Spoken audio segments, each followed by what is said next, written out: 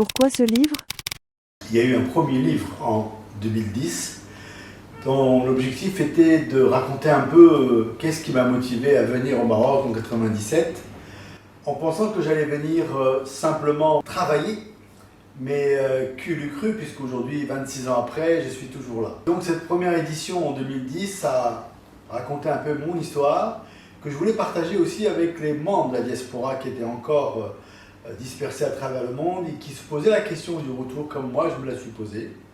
Et je voulais absolument qu'ils comprennent que le Maroc était un projet de vie qui en valait la peine.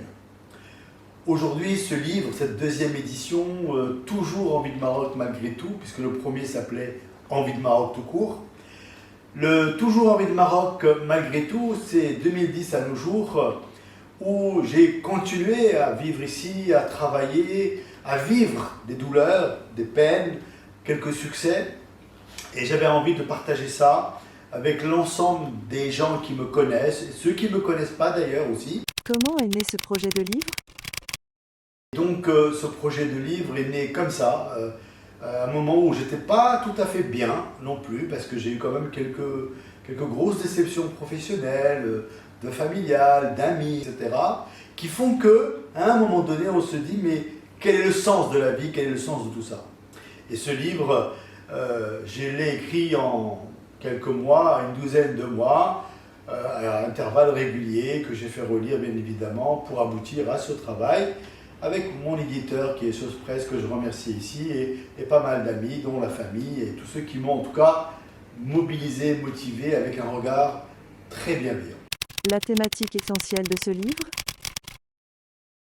Et donc, la thématique essentielle, si on devait résumer, c'est d'abord qui je suis. Je suis un militant, un manager militant, un Marocain citoyen militant. Toute ma vie, je l'ai été. D'ailleurs, toute ma vie a été orientée vers l'extérieur. Je n'ai pas vu grandir mes enfants. Et c'était aussi un message pour mes enfants. C'était aussi une catharsis qui me permettait d'exprimer des choses qui étaient véritablement enfuies. D'abord, qui viennent de très loin, bien évidemment, comme toute analyse qu'on pourrait faire. Mais l'écriture est justement un acte thérapeutique aujourd'hui qui fait que on exprime les choses et on avance petit à petit. Deuxième idée, à travers ce livre et les messages que j'ai essayé modestement de faire passer, c'est ce droit à la différence. Je suis différent. J'ai une histoire, une expérience différente et je voudrais qu'on me respecte tel quel. Comme d'ailleurs beaucoup de Marocains souhaitent qu'on les respecte dans leur identité, dans leur histoire, dans leur regard de la vie. Et je pense que malheureusement souvent, ici on a tendance à vouloir assimiler les gens, à vouloir ce qui ressemble à tout le monde. Moi non. Et ça m'a coûté beaucoup dans certaines expériences professionnelles dont je parle à travers ce livre. Ça m'a coûté beaucoup sur le plan social, réseau social. J'ai très peu d'amis, vous le verrez à la lecture de ce livre. Ça veut dire beaucoup de choses pour moi. Ma difficulté à rentrer en profondeur dans ma maîtrise linguistique 26 ans après, donc ça veut dire qu'il y a quelques blocages.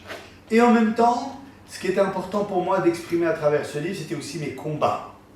Mes combats sur l'éducation, mes combats sur le social, mes combats sur l'emploi, qui sont, je dirais, tout ce que j'ai pu mener en tout cas en 26 ans au Maroc, aussi à l'international, à travers le Bureau international du travail, c'est vraiment des convictions que je porte en moi, que j'ai essayé en tout cas de vulgariser, j'ai essayé d'haranguer les gens sur l'état social notamment, et aujourd'hui je suis tellement heureux que Sa Majesté en personne ait décrété l'état social, que Sa Majesté dès 2009 ait parlé du contrat social, mais à ce jour, ça a eu du mal à se mettre en place. Et donc, dans ce livre, vous verrez aussi un peu cette lecture que j'ai sur le faire société ensemble, parce qu'on est capable de le faire, dans un Maroc qui a radicalement changé en 26 ans. L'impact de ce livre? Ce livre, j'aimerais qu'il puisse impacter, vous me direz comment. D'abord, juste comprendre ou entendre qu'on doit tous être contributeurs au développement du pays. On doit tous être contributeurs au développement du pays. Sinon, ça ne pourra pas marcher. Comme on dit chez nous maintenant, une main toute seule ne peut pas applaudir. Et donc, je pense que c'est le moment. Nous sommes dans un momentum. On a vécu des choses extraordinaires. On a vécu une Coupe du Monde qui a révélé la marocanité, ce capital immatériel que beaucoup de gens ne comprennent pas. On a un dividende démographique extraordinaire. On a vécu aujourd'hui une période difficile avec le tremblement de terre aujourd'hui, mais en même temps on a vu cette capacité, cette résilience qui nous a permis de nous relever malgré nos morts. 3000 morts, ce n'est pas rien, mais je pense qu'on aura appris beaucoup de toutes ces choses-là. Aujourd'hui on a la Coupe du Monde qui vient, donc c'est vous dire que le Maroc est dans un momentum où nous pouvons renverser la table de manière la plus intelligente, de la manière la plus évolutive possible. Que retenez-vous à ce jour? J'ai décidé de rester moi-même. J'ai décidé de ne pas faire fi un petit peu de ces remarques qu'il faut qu'à un moment donné, nos égos soient touchés. Et donc, lutter contre son ego, vous verrez aussi à travers ce livre que j'ai compris que nos égos nous manageaient, alors que c'est nous qui devons manager nos égos. Et nos égos ne sont jamais de bons conseils. Et c'est pour ça que j'ai voulu vraiment me livrer, je dirais, à l'intérieur de moi-même, en racontant mon histoire, mon enfance, la femme de ma vie, qui est ma grand-mère, qui a fait de moi ce que je suis, qui m'a élevé, qui m'a éduqué, qui vient de l'oriental.